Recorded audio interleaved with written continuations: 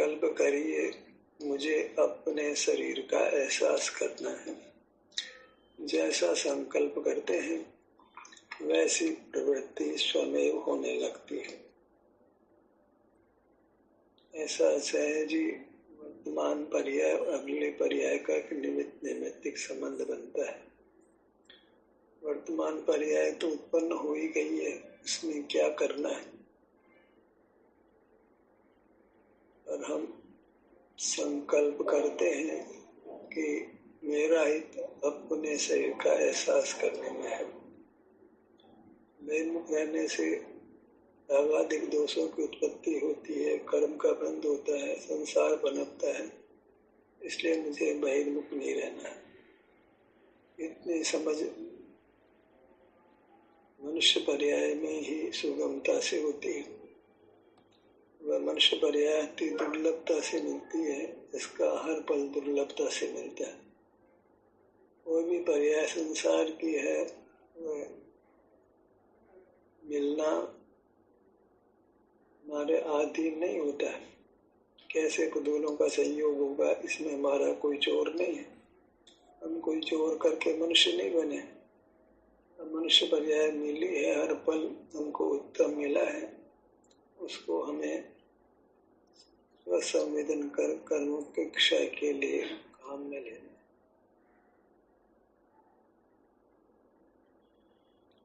उद्गल अपना रूप बदलता रहता है, उस कारण से हमारा रूप भी बदल जाता है। ये मनुष्य पर्याय कब कितने समय तक ठहरेगी, इसके बारे में हम कुछ भी कहना संभव नहीं। हर पल को अपने हित में प्रयुक्त करना है। वह हित इसी प्रकार होता है कि हम जगत से नहीं जुड़कर अपने से जुड़कर रहें, क्योंकि हमारा सुख अपने से युक्त होने से प्राप्त होता है।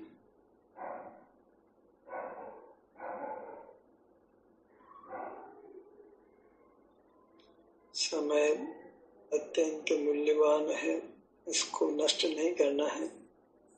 इसे अपने पांव पे कुल्हाड़ी नहीं चलानी है।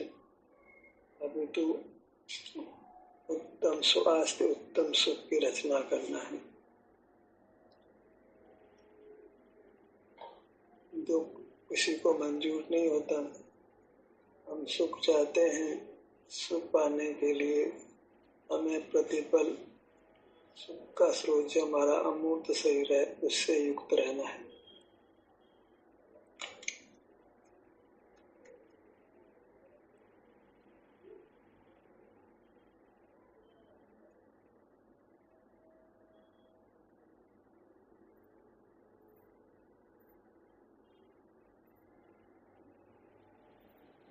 शरीर का एहसास करना कोई कठिन काम नहीं है। बाह्य साधनों को नहीं जुटाना पड़ता है।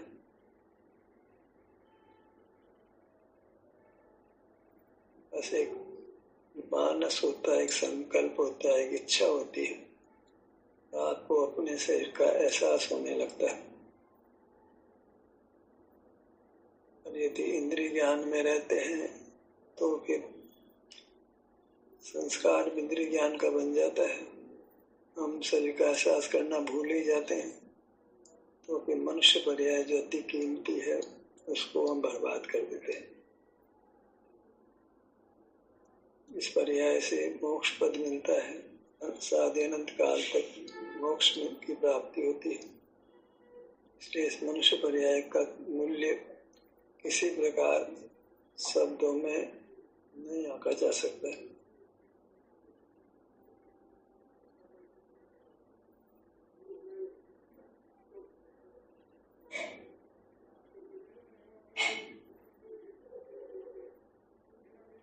दृष्टि को अपने शरीर में रखना है।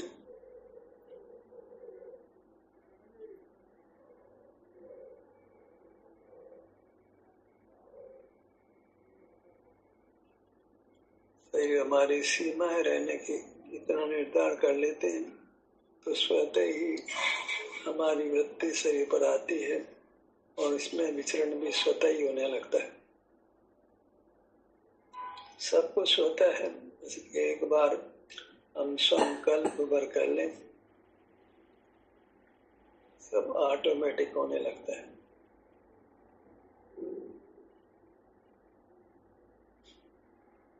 मैं शरीर का एहसास करूंगा, हर पल शरीर का एहसास करने का प्रयत्न करूंगा, ऐसा बारंबार संकल्प करना योग्य है। इसको भी एक जप की तरह ले,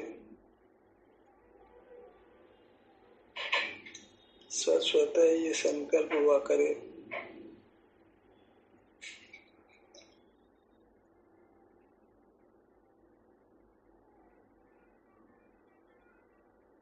समय को वृथा नहीं गवाऊंगा, बहिर्मुख नहीं रहूंगा, बाह्य पदार्थों को जानने, उनमें कुछ करने,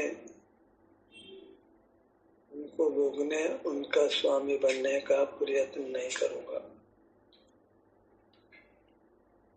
मूल में तो मैं बाह्य पदार्थों को जानने से अपने आप को विरत रखूंगा। बाह्य पदार्थों को जानने से फिर जानने की एक चैन बन जाती है, एक के बाद दूसरी, दूसरे के बाद तीसरी। एक काम हाथ में लेते हैं तो वो पूरा नहीं, उसके पहले 4 काम हाथ में आ जाते हैं।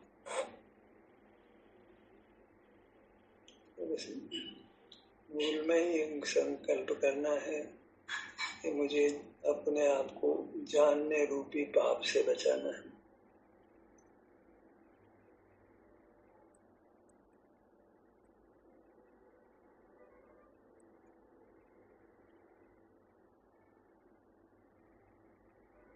जानने की एक विस्तृत श्रृंखला खड़ी हो जाती है और उससे फिर संसार दुखों की रचना होती रहती है।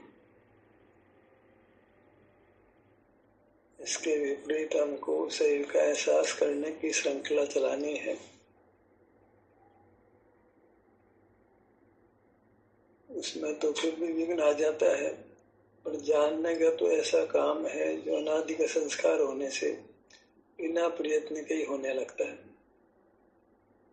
इसलिए उस यत्न करके उस संस्कार को मिटाना है, अपने शरीर का एहसास करना है और वह संस्कार बनाना है कि स्वतः शरीर का संवेदन होता रहे।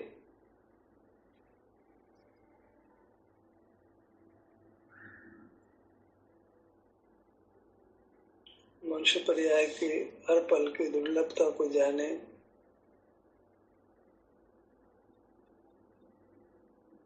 मूर्त शरीर की विनाशिकता को पहचाने, इसके संग मुझे नहीं रहना है। इसका तरीका यही है कि हम मूर्त इंद्रियों से होने वाला ज्ञान नहीं करें, मूर्त अंगोपांगों से होने वाला वचन विचार, वचन योग का योग नहीं करें।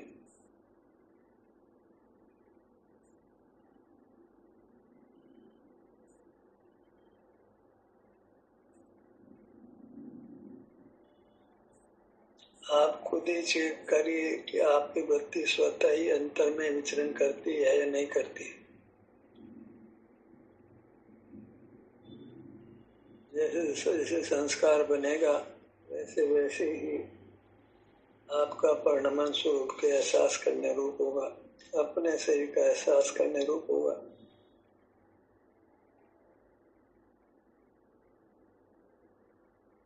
वृत्ति के संस्कारित होने पर फिर वह परिणमन स्वमेव होने लगता है। एक बार झूले में बैठकर हम झूला दे देते हैं, फिर बहुत समय तक अपने आप चलता रहता है। झूला झूलने के लिए संस्कारित हो जाता है।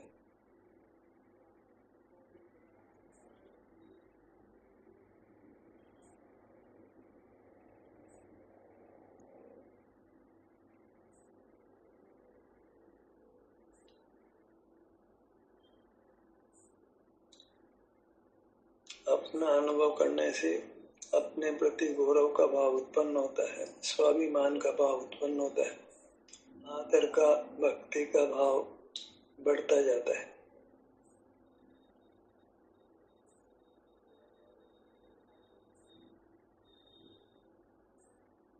जो जो शरीर का एहसास करते हैं त्यों त्यों अधिक अधिक उत्तम सुख अनुभव में आता है, त्यों त्यों हमको अपने शरीर की महिमा भी बढ़ती जाती है।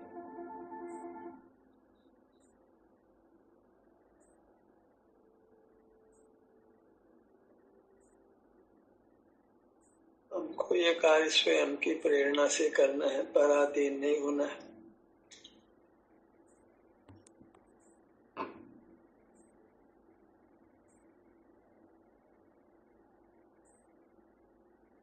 जनसंघ से बचना आवश्यक है।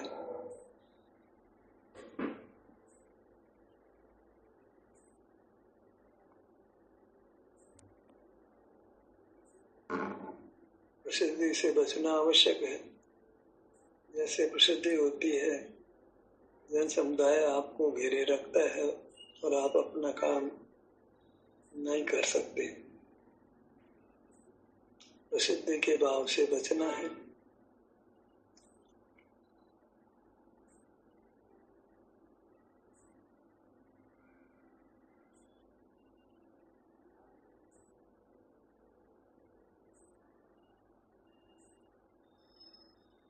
जितना कम लोग हमको जाने उतना हमारे लिए अच्छा है। जितना लोग व्यवहार कम होगा तो अपने अनुभव के लिए हमें अधिक समय मिलेगा।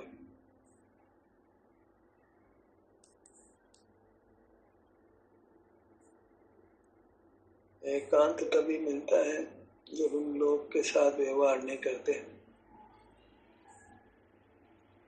तभी हम गुप्त रह पाते हैं। अन्यथा तो लोग हमको ढूंढ लेगा और हम गुप्त नहीं रह पाएंगे।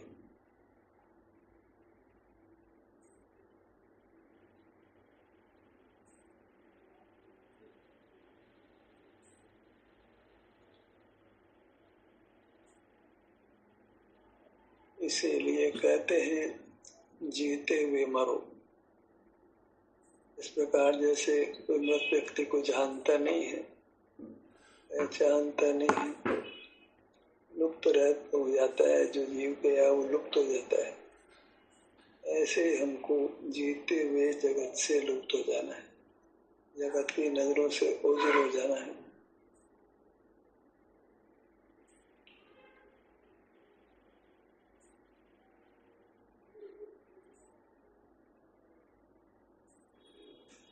लोगों से मिलने जुलने के भाव को विराम दें। किसी भी उत्सव में भाग लेने से बचे, क्योंकि जो वास्तविक उत्सव है वह तो अपने अनुभव रूप है।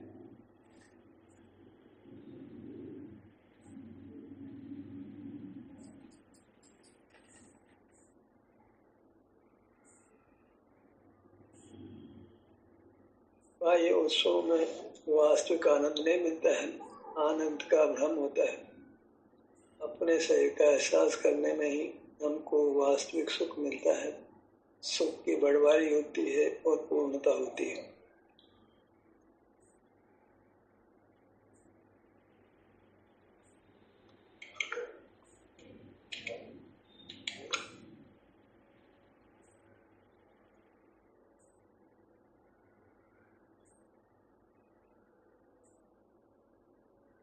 जब करना हर सूरत में आवश्यक है, नाम का जप, अंगों के नाम का जप,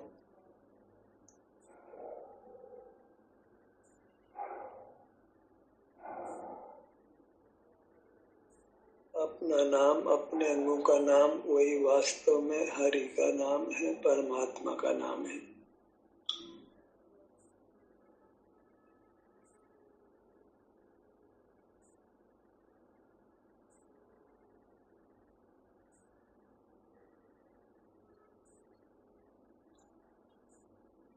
अपनी मूर्त ही वास्तव में परमात्मा की मूर्त है, परमात्मा की प्रतिमा है। इसी का अनुभव दर्शन संज्ञा को पाता है।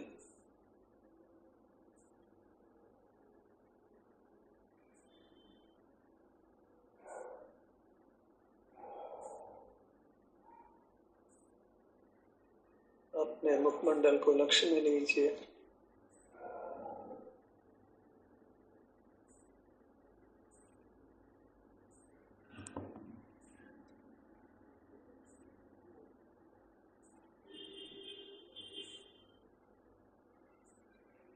हम सदा अपने को संवेदन करने की प्रेरणा देते रहें।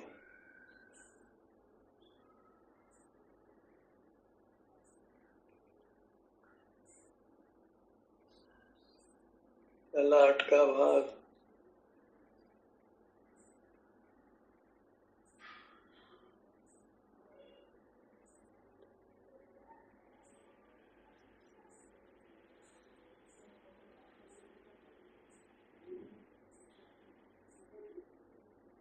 हर पल का पूर्ण उपयोग करना है, हर पल में शुद्ध उपयोग प्रकट करने का प्रयत्न करना है तथा हर पल हम शरीर का एहसास ही करें।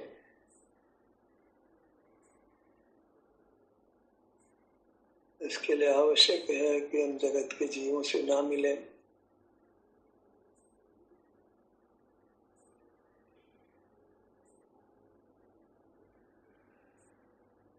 उनके बारे में चिंतन ना करें,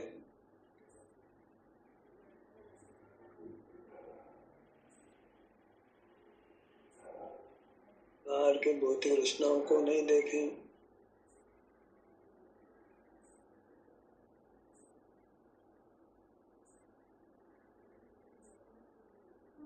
ललाट का भाग,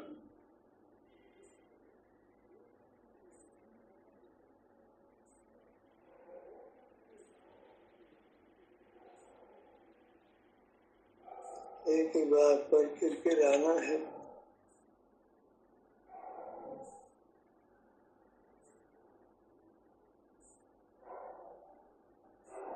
अपना एहसास सिर के भाग से प्रारंभ करें कि पाँवों के भाग से प्रारंभ करें या मध्य भाग से प्रारंभ करें या कहीं से भी प्रारंभ करें।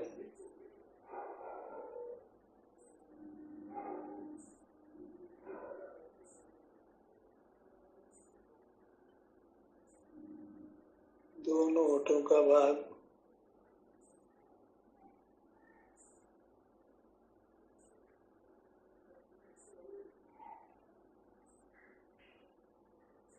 मुख के भीतर, अन्यत्र तो हम नहीं जा सकते, पर मुंह के भीतर हम मुंह के भीतर के अंगों का स्पष्ट संवेदन कर सकते हैं।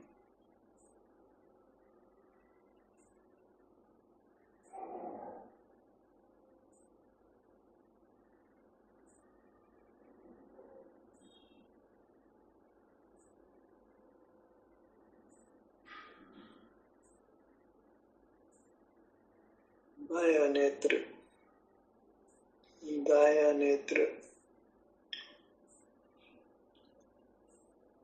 हम अपने अमूर्त नेत्रों को खोलते हैं, बंद करते हैं तो साथ में उद्गल नेत्र भी खुलते हैं और बंद होते हैं।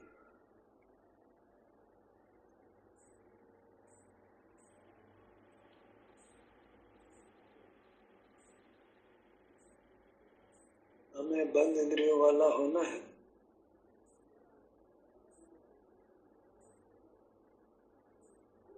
उससे हम कालांतर में इंद्रियों रहित होंगे, इंद्रियों के आकार से भी रहित होंगे।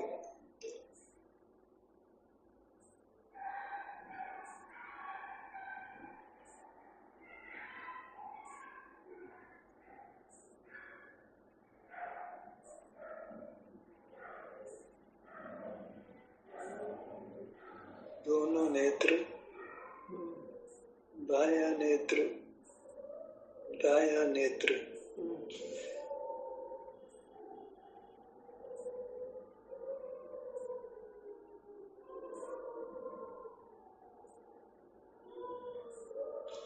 फल का विकल्प नहीं करना है, कारण की तो फल तो स्वयं मिल जाता है। स्वतः ही मिलता हो उसकी इच्छा क्यों करना है, उसकी मांग भी क्यों करना है।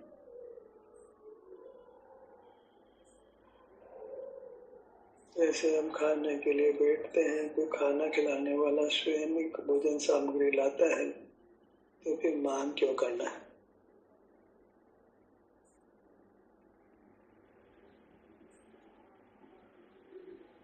जब हम स्वसंवेदन करने का संकल्प कर लेते हैं, दृढ़ संकल्प कर लेते हैं, तो स्वतः ही फिर वृत्ति स्वसंवेदन रूप होने लगते हैं।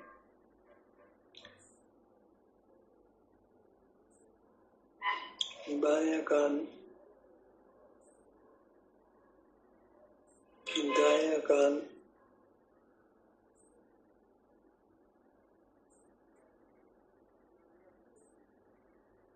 नासिका,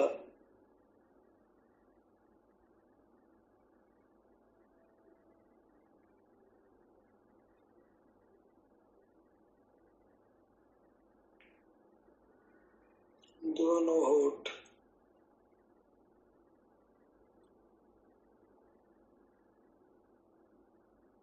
संसार में भी अनादि से पर्याय हो रही संसार में इतना काल बीता है तो भी एक भी पर्याय दूसरे पर्याय से सर्वथा नहीं मिलती। इतना उद्गल का अनंत उद्गलों का जाल है शरीर के रूप में।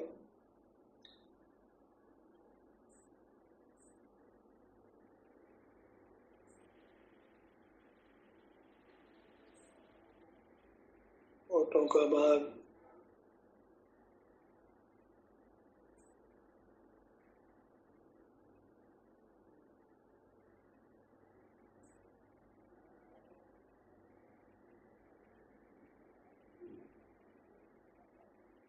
आपका संकल्प ही आपको अपने पास लेकर जाएगा।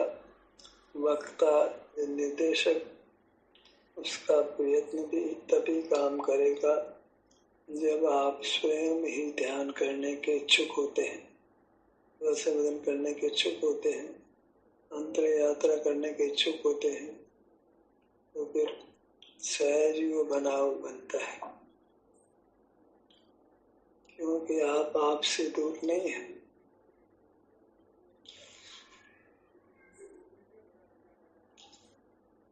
दोनों गाल,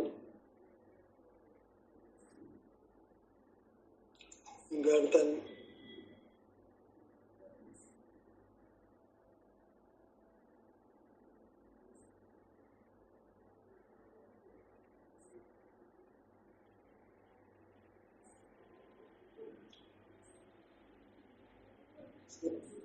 मनुष्य पर्याय की दुर्लभता का बोध बार बार करें। ये एक असमान जाति द्रव्य पर्याय है, सो असमान जाति के पुद्गल के आश्रित है। अनेकों पराधीन वृत्तियां खड़ी हैं।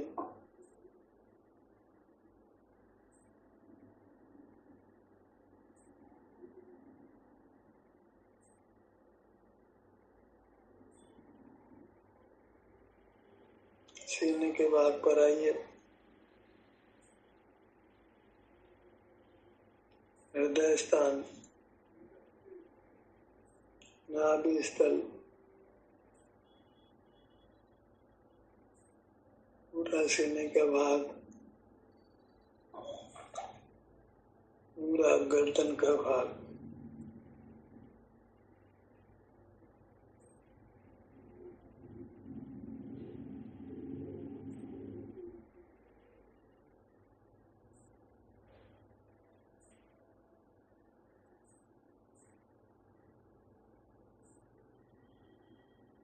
दाएं भुजा,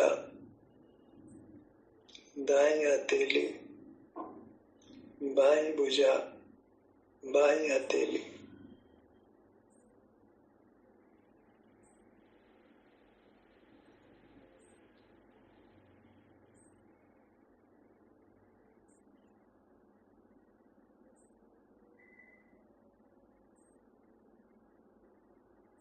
होने वाले सुख इस स्वरूप को पहचानिए।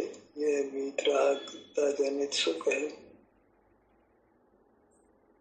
इंद्रिय ज्ञान के निरोध से उत्पन्न होने वाला सुख है, और यही इच्छा करने योग्य है।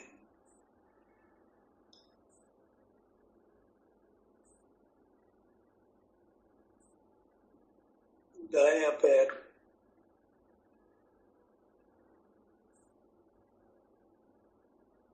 दाईं पगतली, पांचों उंगलियां,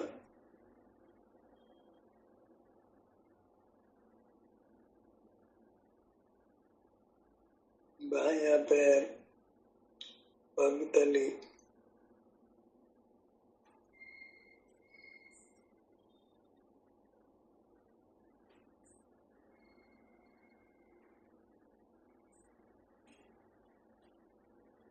ज्ञान का सत्र यही समाप्त होता है।